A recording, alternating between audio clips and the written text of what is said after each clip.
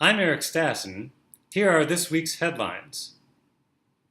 The UK sent shockwaves through Europe on Thursday by voting to exit the European Union.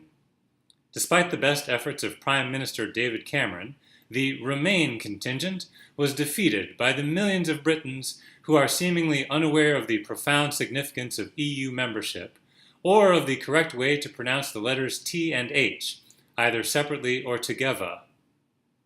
Donald Trump, visiting Scotland to promote a golf resort he owns, praised the outcome and claimed that the ensuing sharp decline of the British pound is actually good for business. It's all part of the Brexit leaders' ambitious strategy to make England the Venezuela of Europe. London resident Lindsay Lohan revealed her passionate opposition to the Brexit movement by live tweeting the results in a determined attempt to convince British voters that she was once a movie star. The Supreme Court dismissed Abigail Fisher's racial discrimination suit against the University of Texas, thus handing a major victory to supporters of affirmative action. Fisher reacted to the verdict by saying, "Every year across the country, elite universities apply racial criteria to admit hundreds of mediocre, undeserving students. Why couldn't I have been one of them?" A deadlocked Supreme Court also failed to revitalize President Obama's efforts to protect millions of undocumented immigrants from deportation. Many on both sides of the political aisle question why Donald Trump continues to depict immigrants as rapists who are destroying America, when our court system has recently made it clear that rape is no big deal. Today marks the one-year anniversary of a watershed moment in the history of American civil rights, namely the Supreme Court's legalization of gay marriage nationwide in a landmark 5 to 3 3/5 decision. On a personal note, I'll never forget the outpouring of joy as members of the LGBT community across the country realized that finally, after so many years, they could fulfill their dreams of moving to rural Alabama.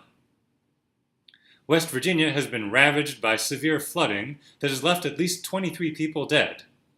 A coal industry spokesman said, "Hey, water, knock it off. Killing West Virginians is our job." Dozens of participants at a Tony Robbins motivational seminar were injured after walking on hot coals. That'll teach them what happens when they don't fully believe in themselves. In sports news, the Summer Olympics are just 6 weeks away, and the situation in Rio is so dire on so many levels that the governor recently declared a state of public calamity. Fortunately, help is on its way from the Persian Gulf.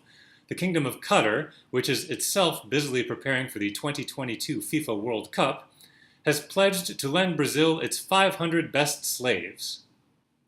And in soccer, tomorrow night's Copa America final will pit top-ranked Argentina, led by Lionel Messi, against Chile, who in an earlier match defeated Mexico 7-0. Chile's victory was so lopsided that for the first time ever in an international match, Mexico fans completely ran out of bags of feces to throw at opposing players.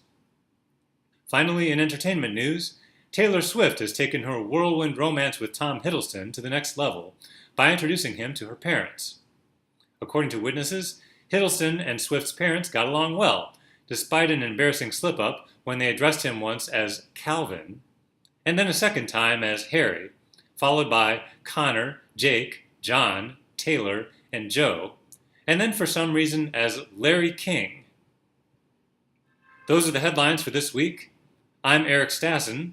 Thank you for watching.